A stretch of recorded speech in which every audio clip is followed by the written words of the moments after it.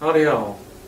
Today I'm going to talk about the 5 problems that needs to be finished at the track for the competition. First task that needs to be completed is to clear the radioactive materials, which are going to be located on this side. Second task will be to collect scientific samples as known as rocks, which will be located in these 3 positions. Third task will be to save astronauts and rovers, which will be located in these yellow positions. And fourth task will be to deliver spacecraft into safe zones, which will be notified right after these 2 beacons. And fifth task will be to plant country's flag in the center cavity right here. Okay, this is part of our House of Quality. The most important customer requirements on the House of Quality were adhere to size constraints and operate within time limits so that we don't get disqualified at the competition. And then it was also important that the machine operate and perform consistently.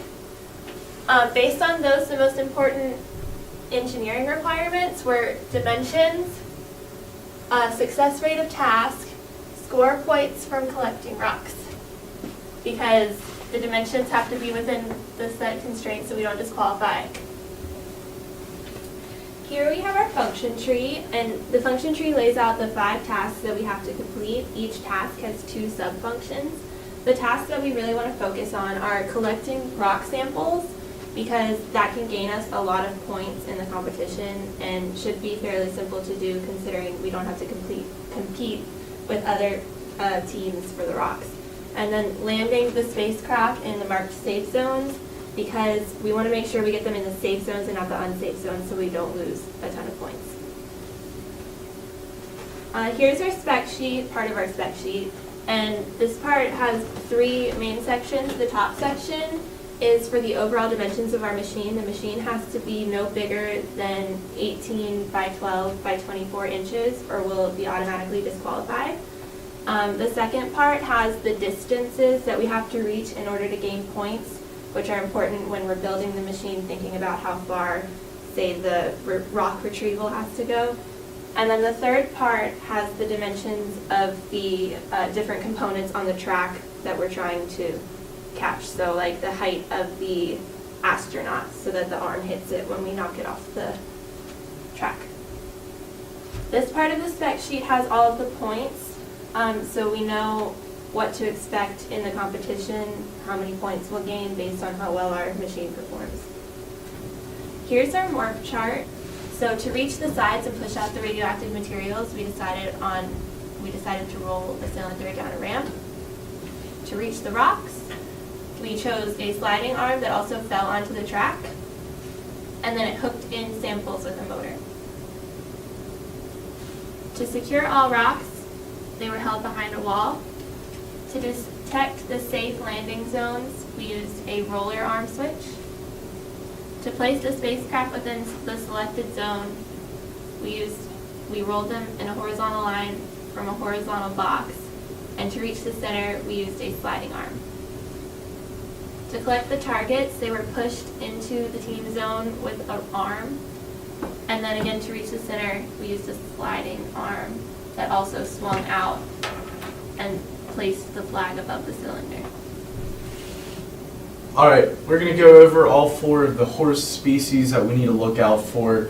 Other than the SS Stallion, there's a couple other species out there that are still dangerous, however not as dangerous as the SS Stallion.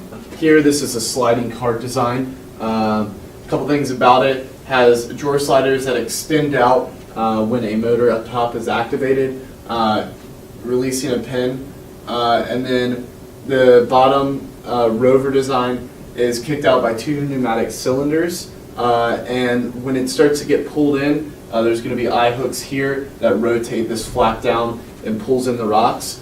The height of the wheels here is 2.5 inches, so it smoothly goes over the rocks, and then once this falls, it will pull the rocks back in. This is our second preliminary design. It's our rover, and what it will do is when the track is activated, the whole machine will move out into the very center. It will detect the center mountain ridge with this IR sensor, And from there, it'll use a roller switch to push out the spacecrafts from this pneumatic cylinder, and it'll also use this pneumatic cylinder to shoot the flag into the center. And once it gets out to the mountain ridge, it'll also use this little sweeping arm that will knock off the astronauts and rovers. And it'll drop this, it'll pull the solenoid in, which will drop this wall. So when it's moving back to the center, it'll drag the rocks with it. And also, a motor will pull these little pins down, allowing these rollers to roll out and get the radioactive particles.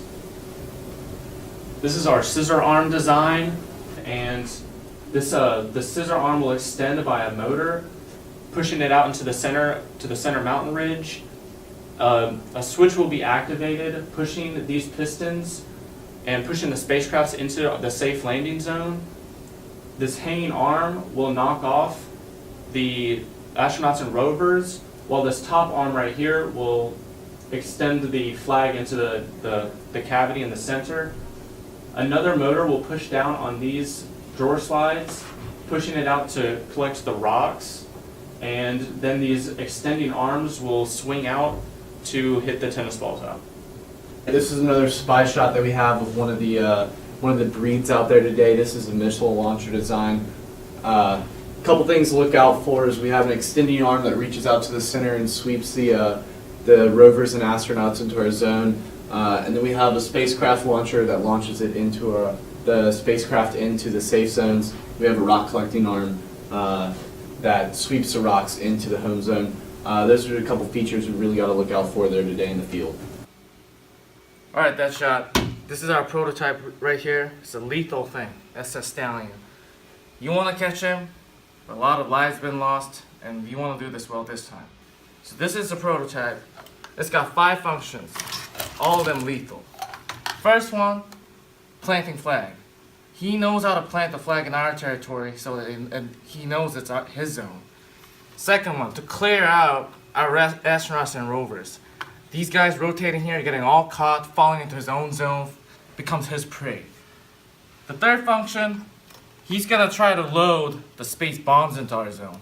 So as soon as he knows it's our zone by hitting the switch twice, it's gonna load all of them in there perfectly. On the bottom scale of this guy is, this prototype isn't built that well, but so he's gonna have 2 rolling cans of demolition to clear out all of our members, and he's gonna try to capture our golden rocks in there to pull him into his zone so that, you know, he could clear us out. This guy's that's the stallion right here. This is our 3rd level evaluation matrix. At all 5 of the designs that we had created, 2 scored the highest. It was either the sliding cart design or the tiered design. Both of these were able to do all the functions that we had tried to include, but the tiered design had scored much higher than the sliding cart design just because it was more efficient, it was able to fit in the box better, it did everything smoothly, and that's why I received such a high score. From the individual competition to subsystem competitions leading up to qualifying and final competition, we were able to learn which subsystems were the most effective and consistent. For example, from the individual competition, rolling cam method proved to be space efficient and consistent.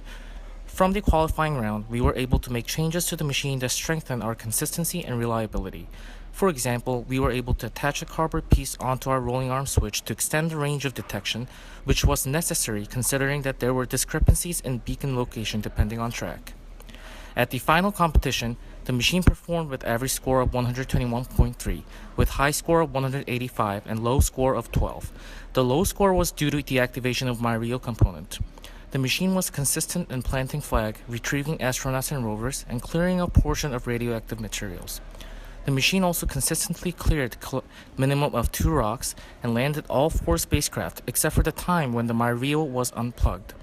Overall, the machine advanced to semifinals, ranking 7 out of 61 teams in terms of the score.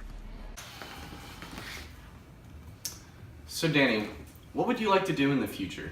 I think we did a pretty good job on it, But a lot of times, like we were going out and shopping at Home Depot, I feel like we weren't really planning our things throughout. And to save time next time, maybe, and even in a different project, I'll try to plan things out more thoroughly, using planning tools and everything. The Gantt chart, we really didn't make use of it, I think. What do you think was the most difficult challenge that you had to face? I feel like a lot of times when we were building, like you said, we weren't really planning ahead that much. And so when we started like designing and building our machine, we would just start building and not really like think ahead. And so we would be halfway through designing a subsystem and realize it would interfere with another subsystem. So next time I think we should do and create like fully working CAD designs before we start building, because it'll eliminate some of the cross, I guess. Yeah, I feel what you're talking about. Yo, this was over here. You trying to pull a move on me like that? You know, like checkmate. Your knight? Yeah, Speaking of the knight, where's the stallion? he was right there before. Dude, he's not. He's Let's not look here for anymore. Yeah. Stallion, don't do it!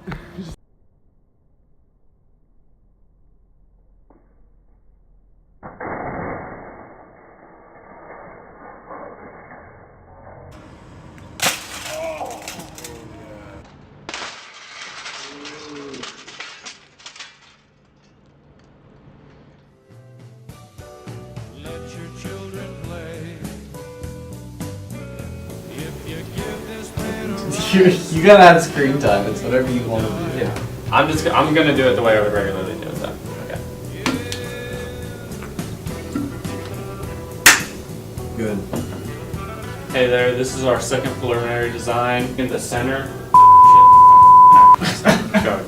I'm gonna put that in. It's gonna have a scissor arm that goes out into the center, and wait, what detects the? A switch. There's a switch. Just say there's a. A switch will be activated and push out to the spacecrafts. Dude, this design doesn't make any sense. What is this? That's for astronauts and rovers. Alright. So this is our scissor arm design. Fuck, I can't. Yo, come on, yo. Dude, a switch will be activated and push the spacecrafts into the. Daniel, you're just talking at the screen at this point. Okay. What's this?